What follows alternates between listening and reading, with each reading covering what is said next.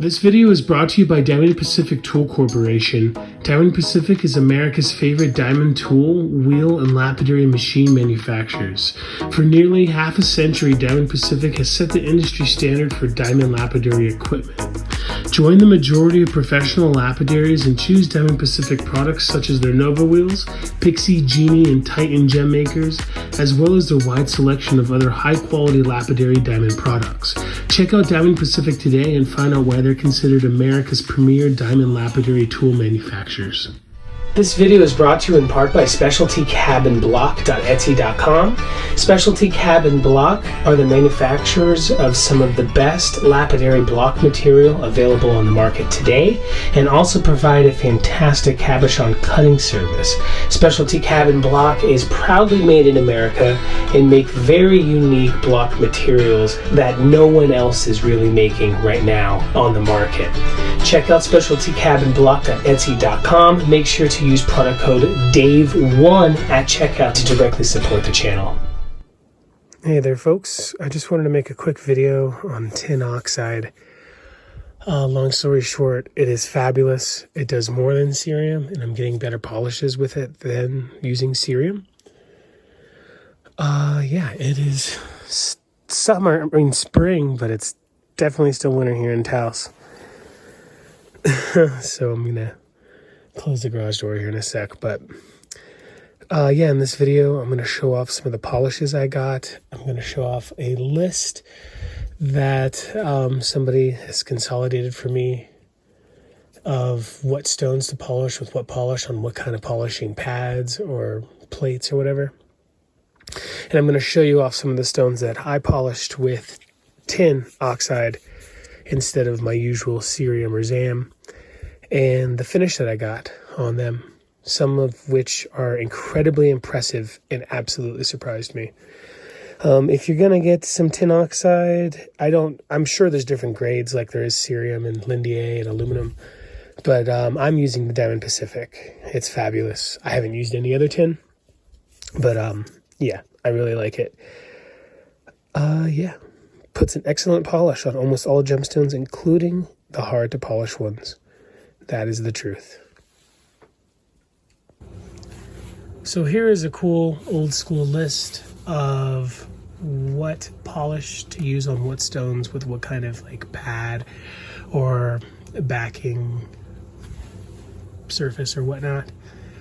I don't remember where I found it. I think it was somewhere at Sweet Jim's.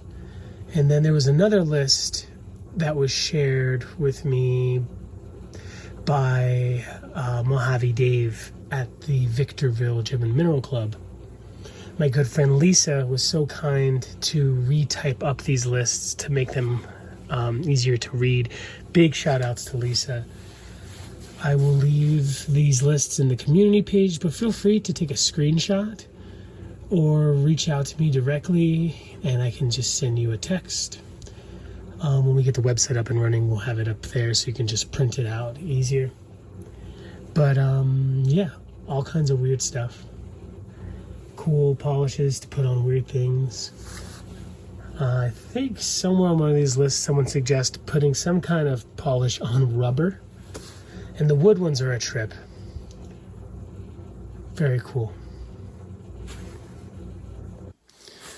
Alright, so I did a live video of playing with tin oxide, and the first piece that I cut and used the tin was this agate here. This beautiful piece of lace is going to a good friend of mine. Actually, a bunch of these are already sold, so I'm going to show it off now before we actually do some cutting and I do some live demonstrations of the tin. But it came out really well. smudging it with my greasy man grease, but very similar to cerium. I think it's a bit of a finer polish than cerium. It just looks wetter. And this was the first piece that I used with the tin. The tin was on leather. Again, there is a long list of what to use for what type of stone and what kind of backing plate or polishing pad. And this old timer list that I had, that was actually kind of hard to read, just mentioned tin like all the time. Like a third of the things were tin. And that makes sense because on the jar it says that it even polishes hard to polish stones. Yeah, feel free to copy this list, take a screenshot, print it out, have it in your shop, show your friends. One thing that's really interesting about the tin is that not a lot of people are using it today.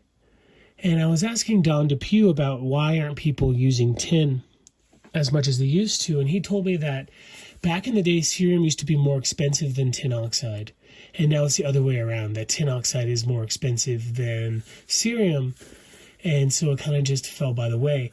Now, why wouldn't people use it regardless of price? It is seemingly about double or sometimes triple the price of cerium, but cerium's not that expensive, and it lasts quite a while.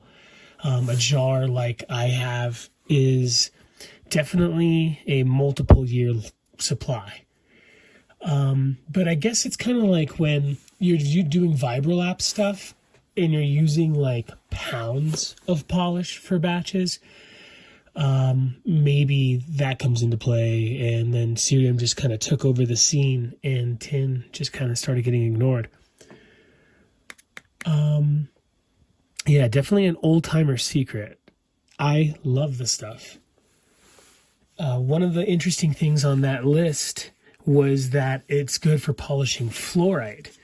And we will recut a piece of fluorite and repolish it. But on this piece here, where all these faces are kind of just like the polish that whoever made these little tower point things was selling. They are barely a polish. I mean, it does shine a little bit, but it's not that good. I took it to 1200 and 3000 grit and then repolished it with the tin. And look at that. It's just liquid. I have never successfully got a liquid polish on fluorite. It's something that I don't cut very often. I don't have a big connection to the material. It's considered a bit of a cheaper material oftentimes, but there are some really good fluorites like the Blue John out there, and the Argentine and rainbow yellow stuff is really bad to the bone. Yeah, that looks really cool to me. So if you're polishing fluorite, consider tin. Again, all the tin that I did was on leather, but there are cases where this old timer list is suggesting it on canvas, like what we would put diamond paste on, or even like felts and whatnot. I just did leather. And for fluorite, it worked out great. The second thing I polished with it was this big piece of Mexican crazy lace, this old school piece, and it just came out super liquid. And this is when I noticed that on stones with variable hardness that I do get some orange peel, and that might just be the nature of leather, polishing on leather. But this came out really, really nice. I mean, this piece is just really nice. It's like a coral reef or something. Beautiful saginite. Sweet reds. It doesn't even look like the modern Mexican crazy lace. It's just fabulous. And whatever that crazy cheese up there is super cool, but nice and liquid. What we'll show later when we do some cutting is that unlike cerium, where I can polish a piece on the leather and I can look at the stone and I can see my polish right then and there, the tin seems to be a little bit like stickier, where like I have to wipe the polish away to see if I got a polish on the stone. I have to wipe the tin away. So it's like a bit messier, I guess. So they're definitely probably grading cerium and different oxides, chrome oxides and tin oxides. I know cerium can break down. I assume tin can break down too. So like if you're vibrolapping with cerium and you want to try tin, I don't know how long it'll last. I imagine maybe it lasts a little bit longer. If I'm getting a finer polish, is it because it's graded to a finer mesh? I don't know these things, but cool food for thought. And it seems to be a little bit stickier. So is that better for vibrolapping or is that worse for vibrolapping? The third, well, actually the very first thing, even before the lace that I polished, was this opal. I forgot about that. And I did this on TikTok and I was so super surprised. And the reason why I even busted out the tin to where we're here today, even talking about it, is because I don't have any cerium here in my shop. And I cut this little opal that came out really good. I cut this on TikTok. Ugh, and it's so finished that it's hard to hold. Let me wipe away the man grease. And the polish is just spectacular. Just liquid polish on the opal.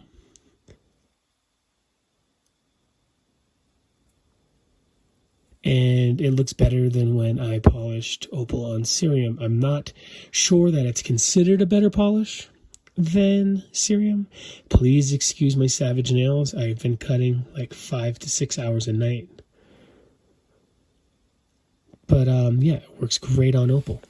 The third thing that I cut, I believe I tried it on either the turquoise or the quartz. So things that work, cerium that works, right? Materials that work with cerium, like agates, jaspers, obsidians, and quartzes, I assumed worked with tin. And so I had this laying around. This is my old finish. This is probably a badly done 3000 grit pre-polish. But that's about where you would hit a stone with a fine polish. So I took it to the tin and it's just here at the top. And look at that. It's just watery. Just like the agates. So it does work on quartz. Another reason why cerium might have been taken over as like the go-to polish is because I used to see like things advertised that like cerium will remove some imperfections. Like so back in the day, people would only go to like 600 grit with silicon carbide belts, those black wet and dry belts on old like Highland Park, Beacon Star Diamond machines, Phantom machines. And then they would take it to cerium or another polish. But so cerium can give you a good polish straight from like 600 grit silicon carbide. Now 600 grit silicon carbide is a different mesh than 600 grit diamond. They react differently to stone because silicon carbide is breaking down into threes, where diamond is just falling off of the wheel. So maybe that's another reason why cerium became the popular polish, but tin works great. It works great on agates, it works great on quartz, it works great on almost everything here that we're looking at. After that worked, I took this other piece of African amethyst that I cut and I repolished it with the tin. Now all of that orange peel there and those little lines, that's just from me not doing a good job of pre-polishing it, but the actual polish itself is pretty fabulous.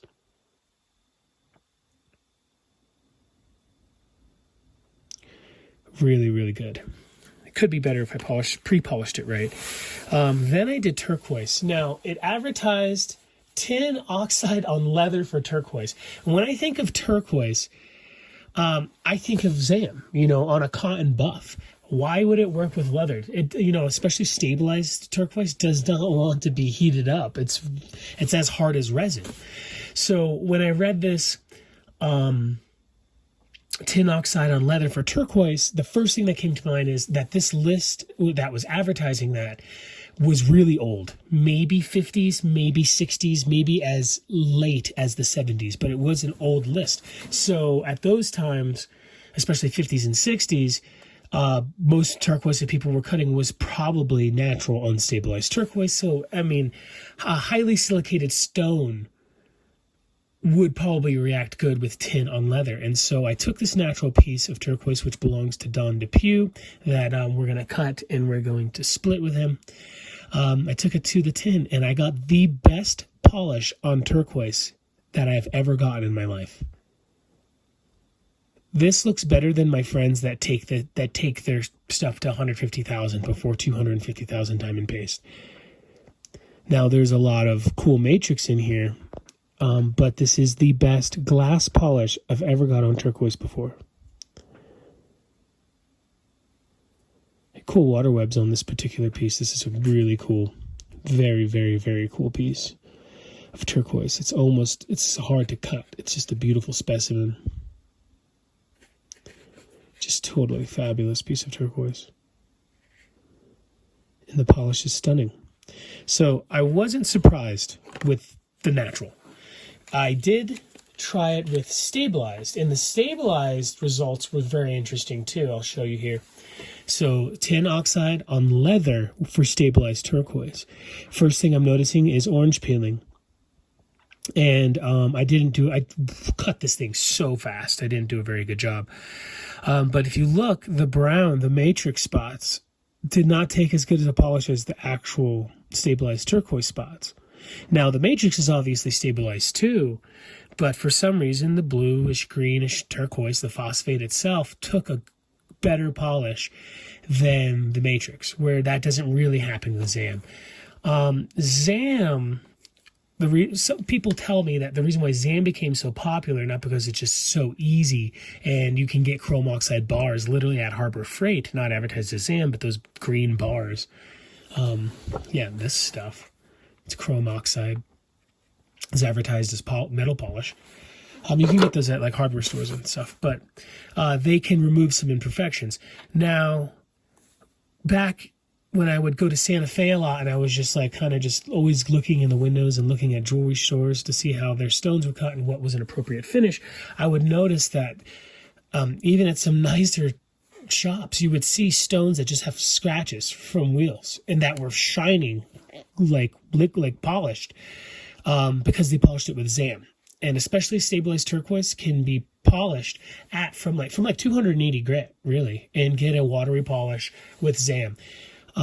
Where this tin oxide didn't polish the matrix, and it kind of, I could see some like facets from my crappy cutting where those would kind of be taken away with Zam. Zam can kind of take away some imperfections. Now, could you hit it with Zam and then go to tin to get that better polish? Sure, but it's still going to take away, it's going to remove the polish from the matrix like it did here. Really trippy. So for stabilized turquoise, it does leave a better polish in my experience than Zam, but I don't like it as much as Zam. Long story short, sorry, I'm just kicking this video from the head. It needs to be done because a lot of these are sold and they need to get out of the shop. After that, I polished some sugilite, which I was very surprised about. Sugilite is a difficult stone for me to polish. My good friend Zeke, who works for Highland Park Lapidary, told me to try cerium oxide on felt. I did not get good results, even when I did my pre-polish good. But I cut 2 pieces as a trial, just cutting to see how it would work with the tin on leather, and it worked really well. This is the best polish that I've ever gotten on sugilite. Now, sugilite, cheaper variations, well, more affordable variations. This isn't cheap. It's nice. It's still at least $3 to $6 a carat material, if not more. I see this quality go for well over $15, $20 a carat. I didn't sell it for anywhere close to that to my good friend who bought these. The metal responded differently than the actual sugilite, but it came out really good. The Richterite polished really nicely. The red stuff, I think that's Richterite, unless Richterite's the blue stuff. I don't know my sugilite very well. This material came from Grandma Jean Bustos's collection. This was not the nicer stuff that she had, but this is these are really cool. This one shot across the room and I had to get on all fours and find it, and we found it on the live. But yeah, so it works really well with sugilite. Maybe the felt can actually cut down on the leather, because the leather is kind of like burnishing, right? Can you imagine like getting one of those arm burns you used to get in high school? It's like getting hot and it's burnishing the polish. Now, so leather gets hotter than felt will because it's sticking to a way. So maybe tin oxide on felt for sugilite or stones that are prone to orange peeling works better. I don't know, haven't tried it. Just trying to introduce tin to the world again for folks because I am so stoked on it. But it does work for sugilite. One way or another, whatever you're putting that tin on to polish sugilite, it's working. Super excited. After the sugilite, I think we did a couple other things. One of which was what we were joking about, the final boss. The last fight was Tiffany stone. I've never got a really good polish on Tiffany stone before. This material is pretty tough to polish. It's a weird stone. At 3000 grit, I'll show you. I'll show you if I have it around here. I have a piece. I have some stones. Yeah, in here that I've cut to 3000 grit and then attempted to polish. Do I have it in here? I do. So this is 3000 grit. With Tiffany stone, it's still matte. And actually, this might be 1200 because I'm seeing some facets that I don't have. But so it's not that good of it doesn't polish very easily. I've tried Zam and I've tried Serum, and both of those didn't work. I reached out to a gentleman on Facebook. I think his name is Gary. Who was showing off his Tiffany stone that he polished. He had a great polish on it. And I said, what are you doing? I've tried everything. And he was kind enough to share that he just takes it to 150,000 grit wheel. And the proof was in the pudding. It did look great. But I hit it with tin oxide on leather to see. It was like the ultimate test. I'm like, if this works, I'm switching to tin from Cerium. And it sure did. I got the best polish on Tiffany stone that I have ever gotten polishing Tiffany stone ever. I guess I polished this piece. I don't remember it. I don't remember polishing this piece, but the beautiful Everybody Rocks says that I did. Maybe a year or more ago, and that looks good, but you can just see that the one on the left is much better. I don't know what I would have hit that Tiffany with. But this one I hit with tin, and like the other ones, undercutting all those little sprays there. I don't know what's in Tiffany that makes those cool fibrous sprays. It did undercut on those, but I think it looks cool in the sprays because if you look over here, the undercutting goes away on this brown spot, and it's just like nice and polished. So it gave it a little bit of texture, which I don't mind, especially on dinosaur bone. This came out really, really, really good. And I'm sold on Tiffany. I mean, sold on tin. This one is really nice too, but it's just different spots, like this brown spots is softer than the purple.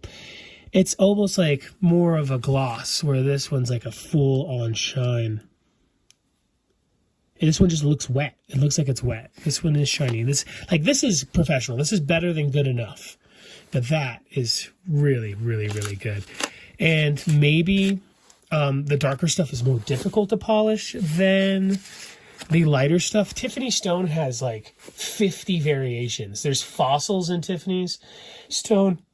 There's brachiated yellows and browns with no purple. There's just solid purples. There's like blacks.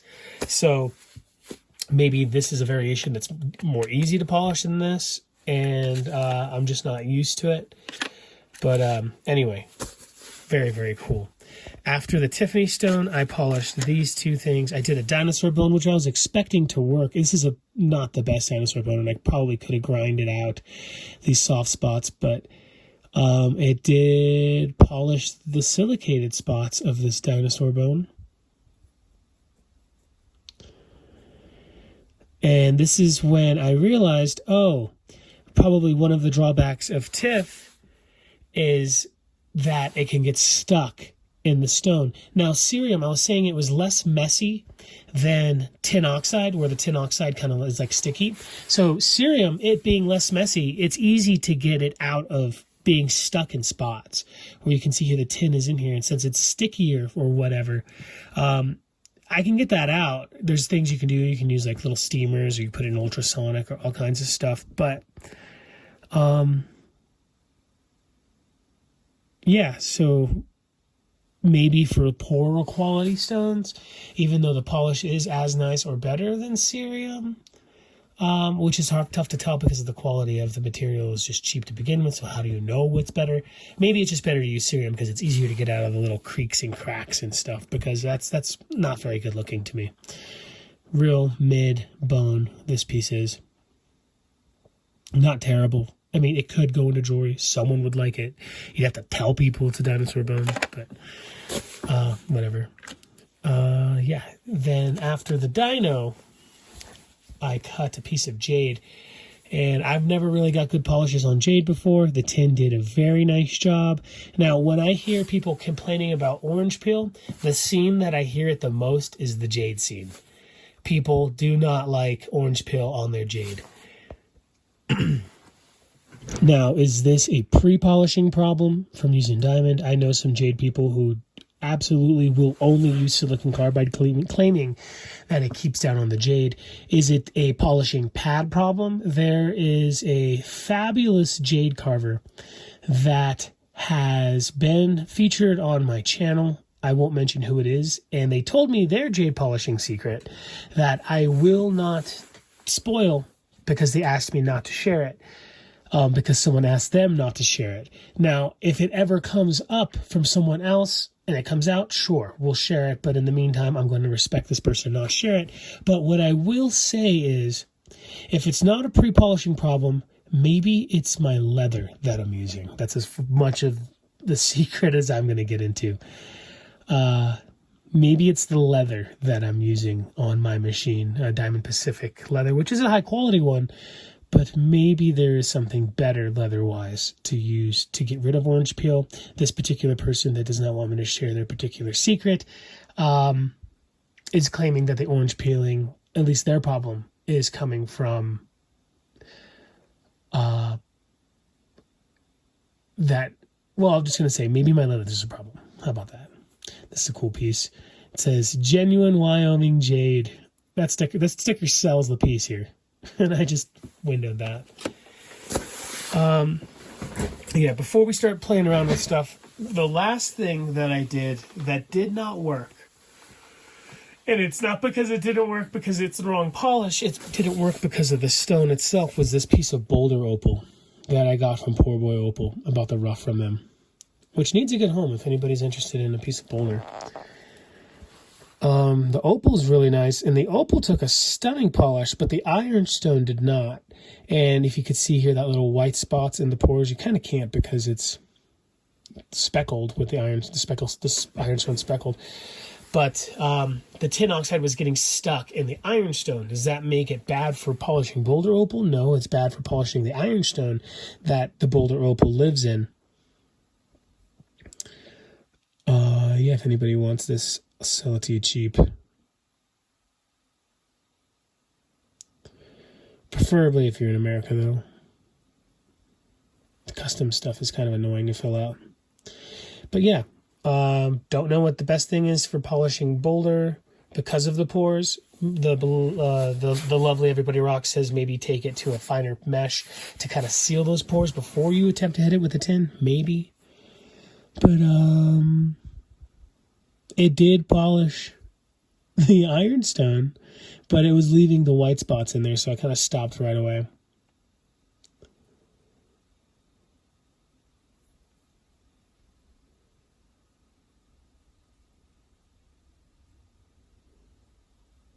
Trippy. So yeah, tin oxide, it's the bee's knees. I don't work for Big Tin. I'm just telling you because I really care. I care about a good polish. Oh, I guess I did this last night. I did a bunch of stuff last night, actually. So last night I polished these opals with tin that are going to my friend Bob. This is a really weird piece here. I should have cut it smaller to where it was like that, but I just kept it anyway, and I looked after, and there's like metal in the opal. those black sprays and those dots that go across there, it's actually metal. Is it a marcasite? Is it something else? I don't know. But just like the other stuff, the tin got stuck in there. So that's something to think about on your sandy opal pieces. The tin did a really good job of this one.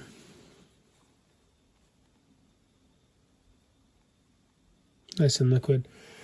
I polished this fabulous piece that's going to a friend. A friend of a friend bought it for that friend.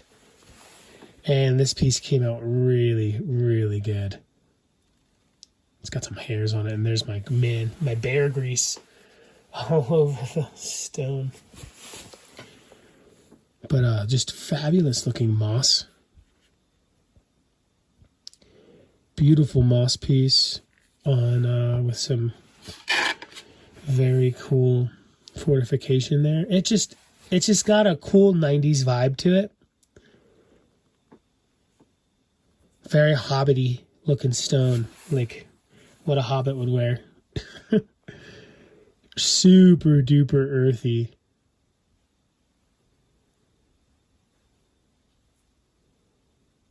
Real magical piece. And liquid polish just looks wet. You can see where the quartz took a different polish than the agate. This is probably one of my most favorite agates that I've ever cut in my life. It's just, I wasn't even going to give it a chance during the live last night when I was filming this, which may or may not be up right now. I put it aside. I'm like, all right, let's cut this. I'm like, nah, it's not good enough. And it ended up being very good enough. It sold right away. But just like the other stuff, it's got some tin stuck in there. Yeah, it's easy to get out. Very, very cool. And I did a piece of shattuckite, which I will try to find. Give me a moment. I did this piece of shattuckite last night, and you could see some tin stuck here and there. It is a really cool piece nonetheless, and that's easy to get out, like I said before, but cerium is, in my opinion, without even trying, probably easier to get out than tin is.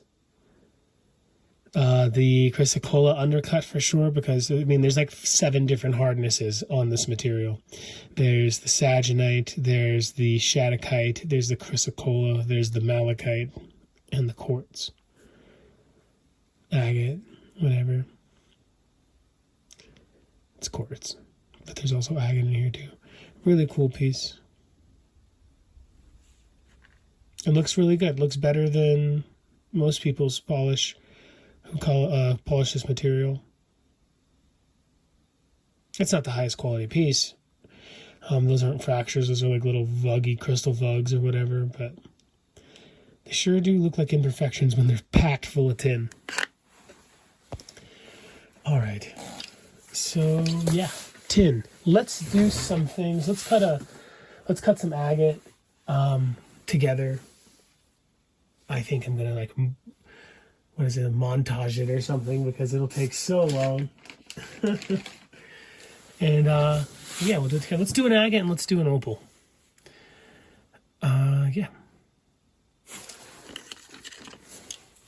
Fluorite. Now that I know how to polish it, I'm gonna get in there and buy some of that really nice Argentinian fluorite and stuff and give it a second chance.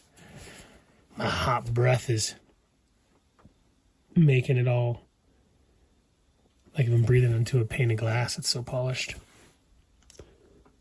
All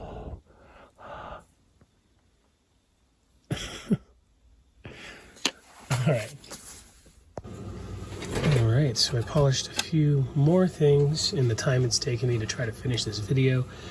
I did a piece of lapis on a live, used the tin, and it came out really good. Which is interesting because sometimes I zam this stuff because of the pyrite in there. Pyrite doesn't really always respond well to different powder polishes. But it came out good. This is not the highest quality lapis in the world, but it's nice.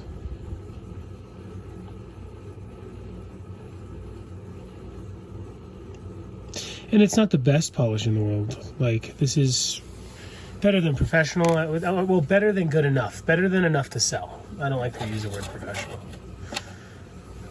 Then I cut a piece of this jasper, which I think is like Wingate or something else. I don't know. Everybody Rocks knows what it is. And this came out really good. Beautiful pink shell looking, super hard porcelain jasper. Yeah. In a future video, I'd like to compare like one side of the stone with cerium and the other side with tin, because this looks really good. But I'm wondering, is cerium better for this type of material? I don't know. It's definitely mirror polish though. Then I cut a piece of agate, and no surprise that it worked out really well. I cut a piece of this Royal Aztec lace. I just like to call it Aztec lace. Purple Aztec lace, because something that's not purple. And this came out really well. I do have some of this rough for sale if anybody's interested. Don't know when I'm going to get around to selling it. But if anyone's interested, they can leave a comment and I can get to you about it. Kind of a hard material to find. Decent rough. This particular piece right here is already sold. It's going to my friend Mia. It's probably already out by the time this video comes out.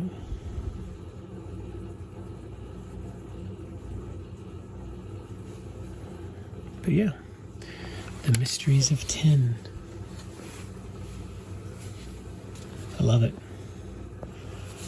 Oh yeah, and I wanted to say, check out Justin K. Prim's channel. If you don't know it, you should know it. He's a stunning faceter, just an amazing gem cutter. I think he's a gemologist. Just a brilliant mind. And he has a video that just came out while I was filming this video on using wooden laps with tin oxide, out of all things. So that's exciting to me to see that tin is making a comeback. It's probably always been there in the faceting scene over the lapidary, well, traditional cabbing scene. It's apples and oranges. There's two different scenes, but check out that video. It's definitely worth it.